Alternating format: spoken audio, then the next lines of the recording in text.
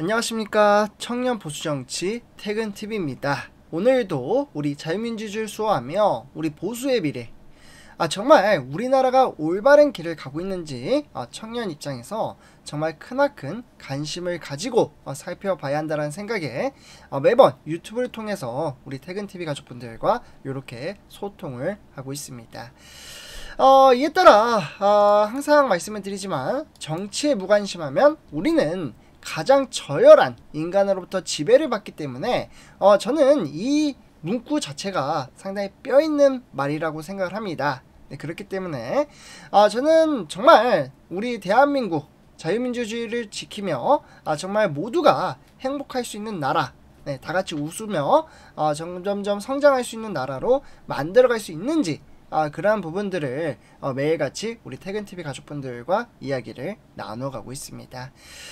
그래서 오늘 전해드릴 소식은 제가 일단 이제 배경부터 간단하게 말씀을 드린 다음에 청년들의 생각, 뭐 청년이라고 해봐야 뭐 모든 청년들이 저랑 똑같은 생각을 하진 않겠지만 청년의 보수 입장에서 말씀을 드린다는 부분 참고해 주시면 좋을 것 같습니다. 우리 퇴근TV 가족분들도 제가 이렇게 영상을 올려드린 다음에 잘못된 부분들은 좀 지적을 해 주시고, 그러면 저도 그에 따라서 또 다시 한번 공부를 또 하고 이렇게 유튜브를 또 영상을 올리고 하거든요. 아직은 많이 부족하지만 점점점 더 성장할 수 있는 그러한 기회를 만들어 가도록 하겠습니다. 네, 그래서 구독, 좋아요, 알람 설정 한 번씩 부탁드리고요. 오늘 소식에 대해서 함께 이야기를 나눠가 보도록 하겠습니다. 일단 오늘 역시나 이야기는 이재명 대통령에 관련된 이야기입니다. 네, 이재명 대통령이 최근 이제 타운홀 미팅에서 채무, 네, 빚을 낸 사람들이죠. 이 빚을 낸 사람들한테 채무 탕감 정책, 그리고 이에 대해 쏟아지는 비판의 목소리를 정리를 하고 이에 따라 제 입장에 대해서 어떠한 것들이 좀 우려가 되는지 그러한 부분에 대해서 좀 말씀을 드리도록 하겠습니다.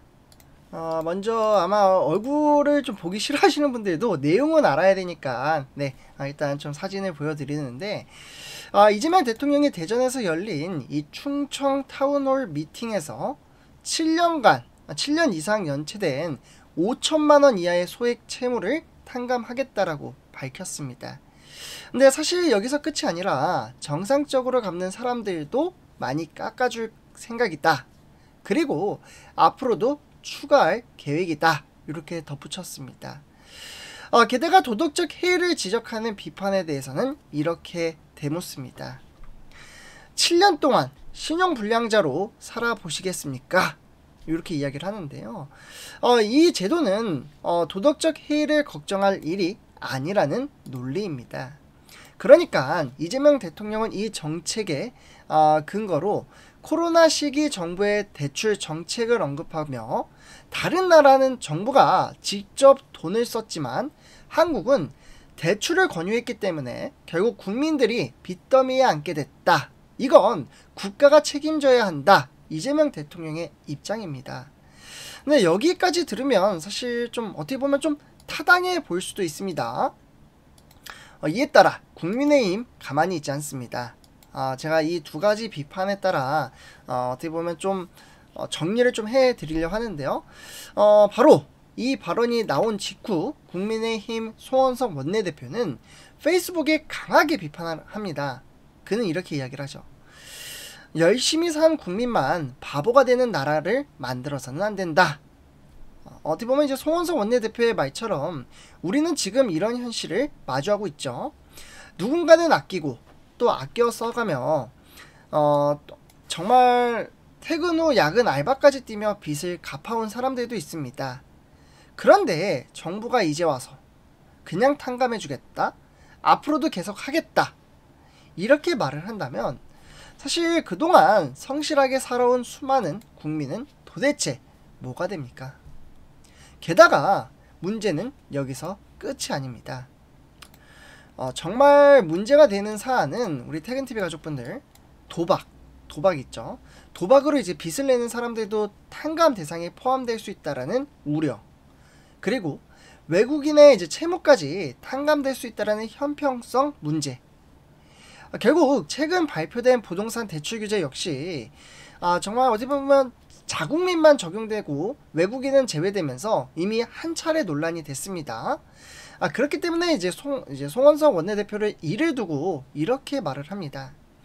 규제는 자국민에게, 어떻게 보면 혜택은 외국인에게도, 이런 행정이 과연 국민의 신뢰를 받을 수 있을지 의문이다, 이렇게 이야기를 하는데요. 그럼 이에 따라 제 생각은 사실 채무 탕감이라는 게 정말 어려운 정책입니다. 일부 정말 안타까운 사연을 가진 분들, 정말 다시 일어설 기회를 주는 건 정말 분명 필요하다고 생각을 합니다.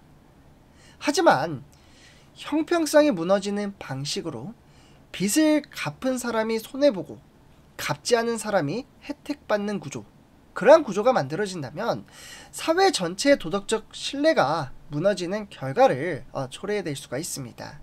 그리고 또 하나, 지금 이 정부는 모든 문제의 원인을 전임 정부 탓으로 돌리는 경향이 좀 있습니다.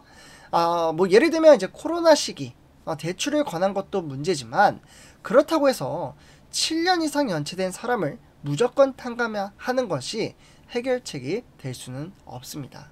결국 그거 어떤 돈이죠? 다 세금이잖아요. 세금은 모두의 몫입니다. 결국 성실한 사람, 조용히 책임을 다한 사람, 아무 말 없이 빚 갚아온 사람들의 희생을 위해 누군가가 면죄부를 받는다면 그건 진짜 정의로운 정책일까요? 여러분의 의견, 우리 퇴근TV 가족분들의 의견도 정말 궁금합니다. 이 정책 정말 정의로울까요? 댓글로 자유롭게 의견을 남겨주시고 구독, 좋아요, 알람 설정 한 번씩 부탁드리겠습니다. 감사합니다.